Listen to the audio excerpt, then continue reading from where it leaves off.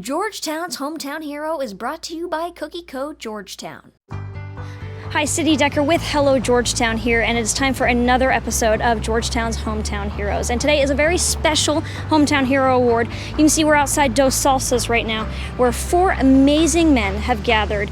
And they don't know we're going to go surprise them, but Laura Stoffel, Anna Cummings, and their family nominated them, and this is what they wrote about them. My family endured the San Gabriel Fire, and beyond the efforts of the public safety individuals, my brother Hal Hawes, brother-in-law Ray Cummings, and cousins Cody Hawes and Clay Hawes ensured our property and our neighbors' properties were safe, using our ranch equipment and every resource possible to circumvent the spread that would risk our homes and safety. I am in awe of their efforts and strength from years of wisdom living on this property my grandfather bought in the 1950s. They are true hometown heroes to our family and those living near this area. I'm so beyond very proud of them and all they shared of themselves with this community in a crisis we feared could happen and came true and could very well happen again. So we actually have something real big here. We'll back up the camera here. We have a whole 12-pack of cookies here from Cookie Co. Georgetown. Because these 4 men are absolutely incredible, and we wanted to make sure that they all had cookies. And so let's go ahead and surprise them. Let's go.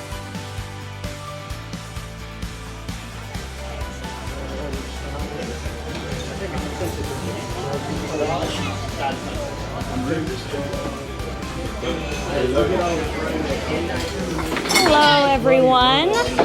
Hi, guys. The reason we are here is Sydney's going to present you with something. Yeah. I'm Cindy Decker, and I'm with Hello Georgetown, and we have a series called the Hometown Hero Series, and you've been nominated. 4 of you. I've got Hal, Cody, Clay, and Ray. Did I get that all right? And so we wanted to come out and say thank you. Laura told us about all that you did to help protect property of herself and the neighbors during the San Gabriel Fire, and so we wanted to come out and say thank you for everything you did then and for everything you do for the community. So we have brought you some delicious cookies from Cookie Co.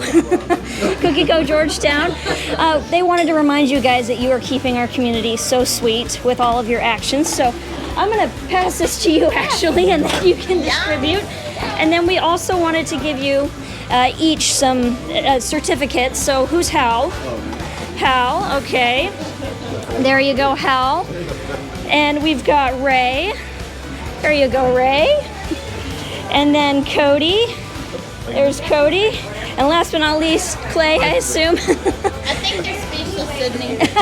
This is about what I racked my brain trying to figure out what you were up to. This is not what I was expecting. Very nice, thank you. So if you don't mind my asking, kind of put us in that day, you know, what were some of the things that you guys did to help during that fire? He's actually the guy. Oh, you talk all the time. The day started off, we were just doing our regular day, and it turned from just a regular day to too exciting, overly exciting, and then scared to death, and things got crazy, and we were scared for each other.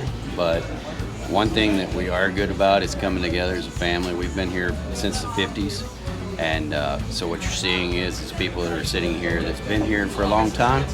It was our land that was burning, but we were looking at rooftops that were going to burn as well, and so we did what we did. You know, we're Hawes, and we came together and did whatever we needed to do.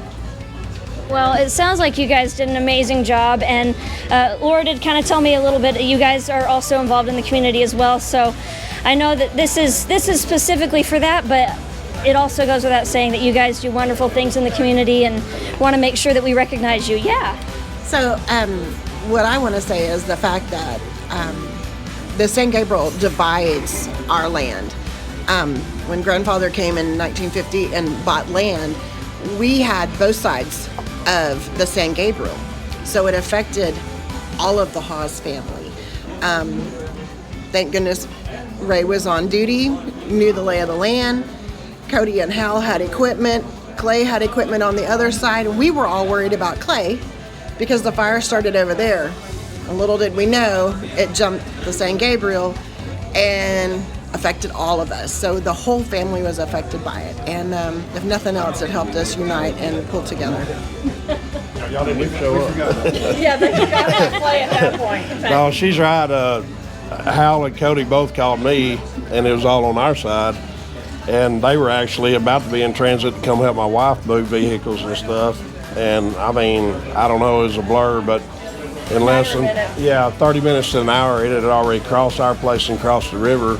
And I'm wondering when they're going to get there to help my wife. It moved so fast, I didn't even have any idea. And I went back to the pasture to look, and I couldn't even see their houses for the smoke. And I mean, that's the most hopeless, helpless feeling to you.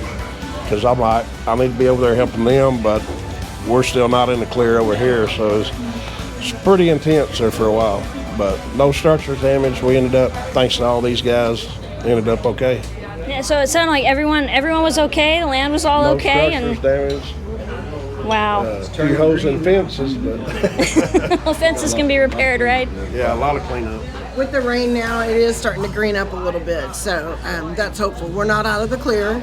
It's still very dry and things can happen, but the area that caught fire actually starting to turn green, so we're all hoping for better days. So one thing that we didn't know was actually going on is he spent a lot of time on each one of our properties except Clay's on working on our roads and working on like clearing brush, and he was on his, and this is months ahead of time.